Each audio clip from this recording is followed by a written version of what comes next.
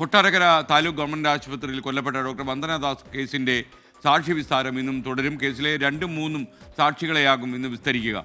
ആദ്യഘട്ടത്തിൽ 50 സാക്ഷികളെ കൊല്ലം സെഷൻസ് കോടതി വിസ്തരിക്കും. അരുൺ രാജ് കൊല്ലത്ത് നിന്ന് ചേരുന്നു. Arun, good morning. പറയൂ അരുൺ.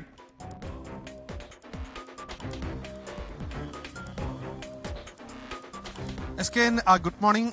വന്ദന കൊലക്കേസുമായി ബന്ധപ്പെട്ട സാക്ഷി വിസ്താരമാണ് ഇന്നലെ കൊല്ലം സെഷൻസ് കോടതിയിൽ ആരംഭിച്ചത്. ഇന്നലെ ഈ കേസിലെ ഒന്നാം സാക്ഷിയായ വന്ദനയുടെ ആ സമയത്തെ ഡ്യൂട്ടിയിലുണ്ടായിരുന്ന ഡോക്ടർ ഷിബിനെയാണ് വിസ്തരിച്ചത്.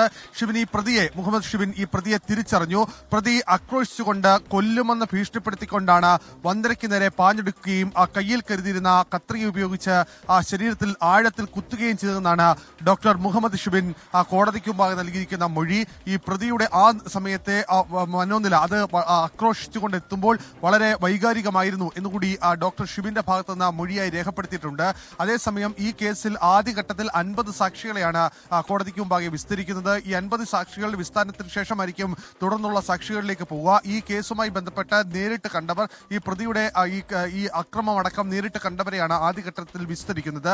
ഈ പ്രതിഭാഗം നിലവിൽ ആവശ്യപ്പെട്ടിരിക്കുന്നത് ഈ കേസുമായി ബന്ധപ്പെട്ട ക്രോസ് വിസ്താരം, അത് 12 പ്രതികളുടെ ക്രോസ് വിസ്താരം പിന്നീട് നടത്തണമെന്നാണ്. പക്ഷേ പ്രോസിക്യൂഷൻ ഈ കേസുമായി ബന്ധപ്പെട്ട് പറയുന്നത് ഈ കേസിൽ ക്രോസ് വിസ്താരം കൂടി ഇതിനോടൊപ്പം തന്നെ നടത്തണം, അത്ര സമയക്രമം കൂടി ലാഭിക്കാൻ കഴിയും എന്നുള്ളതാണ് പ്രോസിക്യൂഷന്റെ വാദം. എന്നാലും കോടതി ഇക്കാര്യത്തിൽ തീരുമാനമെടുത്തിട്ടില്ല.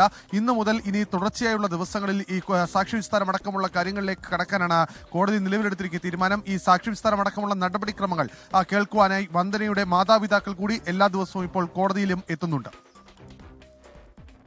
അരുൺ രാജ് വിവരങ്ങൾ നൽകുന്നു.